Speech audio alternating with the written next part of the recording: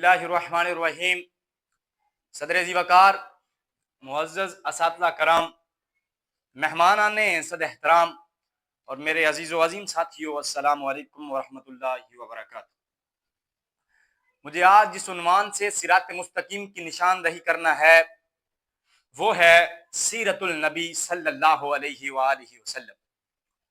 نبی آخر الزمان صلی اللہ علیہ وآلہ وسلم، وجہ تخلیق کائنات صلی اللہ علیہ وآلہ وسلم، دونوں جہاں بلکہ جتنے جہان ہیں میں کامل ترین ہستی، اگر خدا کے بعد کوئی عالی مرتبت ہے وہ سرکار دو عالم صلی اللہ علیہ وآلہ وسلم کی ذات اقدس ہے، اور کوئی ہو ہی نہیں سکتا۔ اے امت محمدیہ صلی اللہ علیہ وآلہ وسلم کے فرزند، سن، تیری نسبت اس رحمت للعالمین صلی اللہ علیہ وسلم سے ہے، جس صلی اللہ علیہ وآلہ وسلم نے اپنے رشتہ داروں، محلہ داروں، تعلق داروں، حتیٰ کہ جانی دشمنوں کے گھر کو دارالامان قرار فرما دیا۔ جس قدر زیادہ بڑا دشمن تھا اسی قدر زیادہ نواز دیا۔ کس قدر سنگین دشمنی اور کمال کی رنگین وفا و دوستی، جس کی خوشبو سے نہ صرف اس وقت فضا معطر ہوئی بلکہ آج بھی ماحول فرحت کا باعث بنتا ہے۔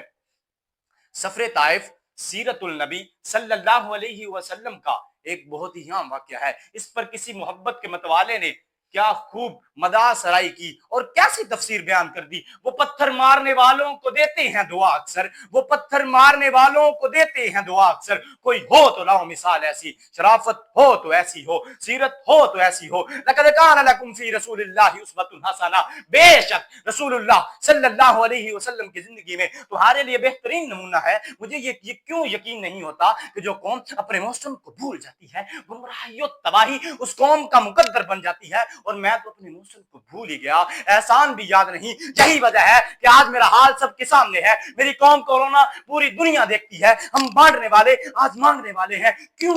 کون ہے تار کے آئینے رسول مختار؟ مصلحت وقت کی ہے، کس کے عمل کا معیار؟ قلب میں سوز نہیں، روح میں احساس نہیں، کچھ بھی پیغام محمد کا تمہیں پاس نہیں۔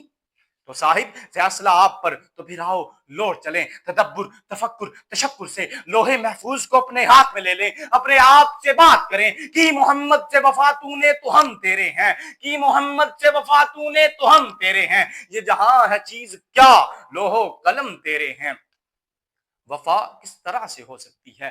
اپنا ہی تزکیہ نفس کر کے وہ اس طرح کہ اگر میں استاد ہوں تو کس طرح منبع جود و سخا صلی اللہ علیہ وسلم نے اپنے فرائض ایک معلم کے طور پر نبھائے، اگر میں شاگرد ہوں تو کس طرح منبع عطاۃ و وفا صلی اللہ علیہ وآلہ وسلم نے اپنے استاد یعنی اللہ تعالیٰ کی تابعداری فرمائی۔ یہ سن کر اپنے آپ پر لاگو کرنے کی اشد ضرورت ہے۔ اگر میں تاجر ہوں تو تجارت آپ صلی اللہ علیہ وآلہ وسلم سے سیکھوں۔ جناب صد این جوانی مبارک، ابھی شادی مبارک بھی نہ ہوئی تھی، حضرت خدیجۃ الکبریٰ رضی اللہ تعالی عنہا کہ غلام میسرہ کے ساتھ ان کا مال تجارت ملک شام تشریف لے جاتے ہیں۔ کوہنا مشک تاجر اس عالی مرتبت تاجر کے اصول تجارت و امانت پر برتائے حیرت میں ہے، ہوتے بھی کیوں نہ وہ صلی اللہ علیہ وآلہ وسلم جب میسرہ ایک اون کا نقص بتانا بھول جاتا ہے تو آپ صلی اللہ علیہ وآلہ وسلم کافی دور جانے کے بعد اس قافلے والوں سے جا ملتے ہیں